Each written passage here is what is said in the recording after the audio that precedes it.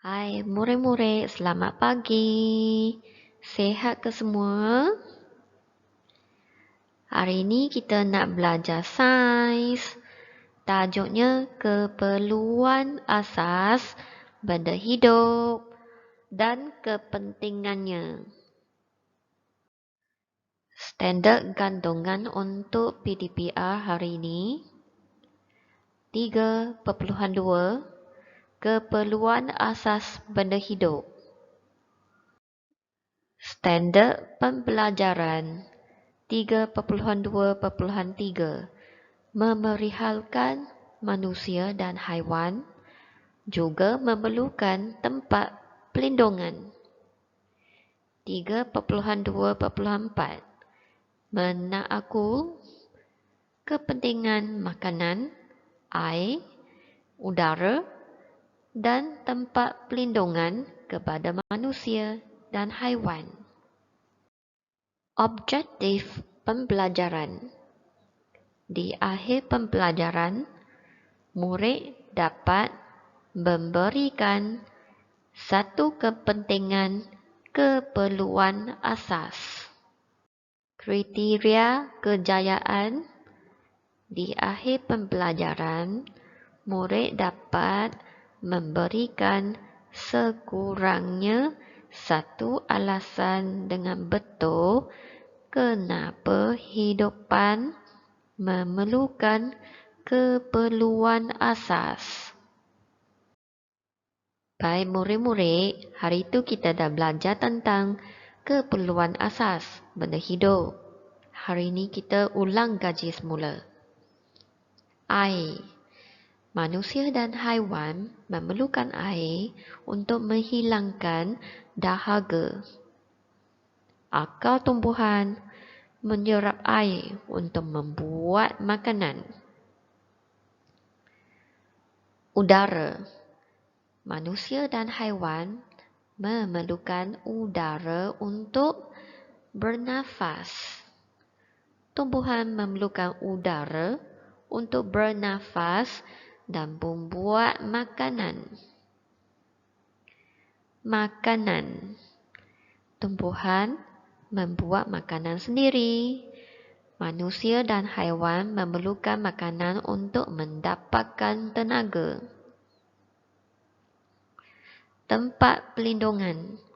Manusia dan haiwan memerlukan tempat pelindungan seperti rumah, pokok, untuk melindungi diri daripada hujan, panas dan bahaya. Baik, kita lihat betapa pentingnya keperluan asas kepada benda hidup.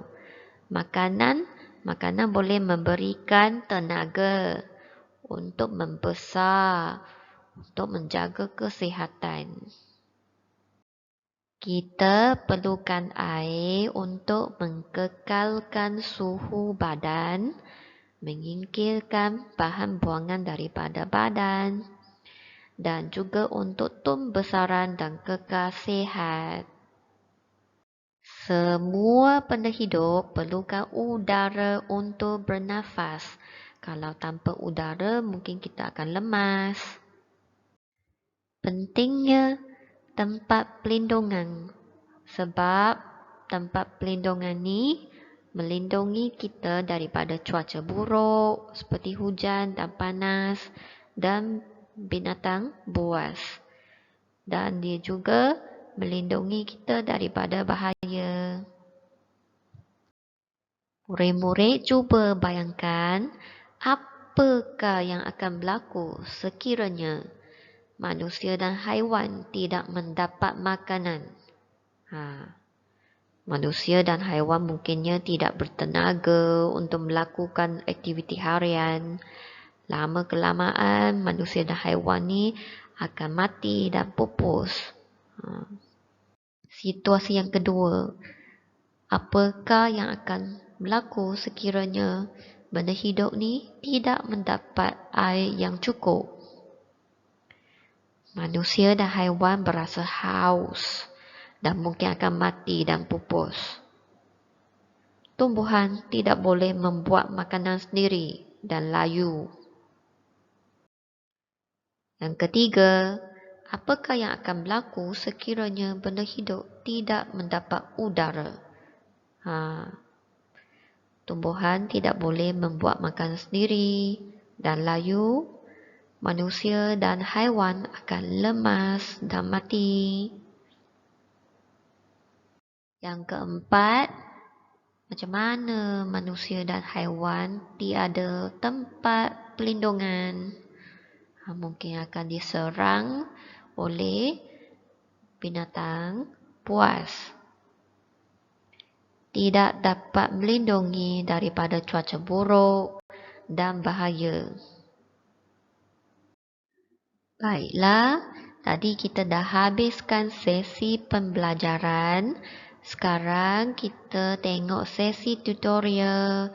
Kita kena buat buku aktiviti sains muka surat 19, 20 dan 21. Tengok muka surat 19.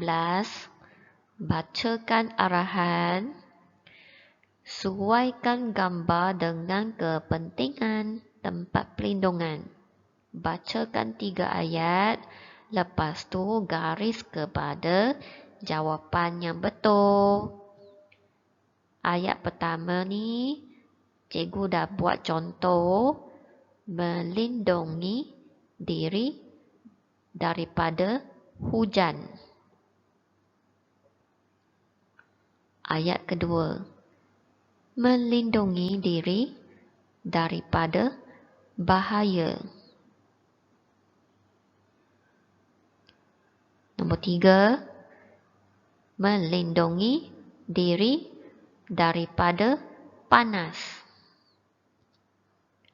Seterusnya, yang kat bawah ya, manusia dan haiwan perlukan tempat perlindungan untuk melindungi diri daripada hujan.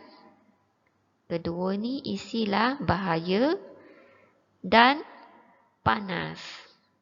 Okey, tulis ya jawapannya.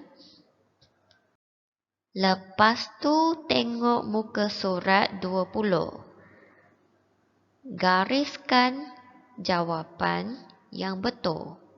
Baca keempat-empat ayat ni dan memilih jawapan dan gariskan. Tengok gambar A.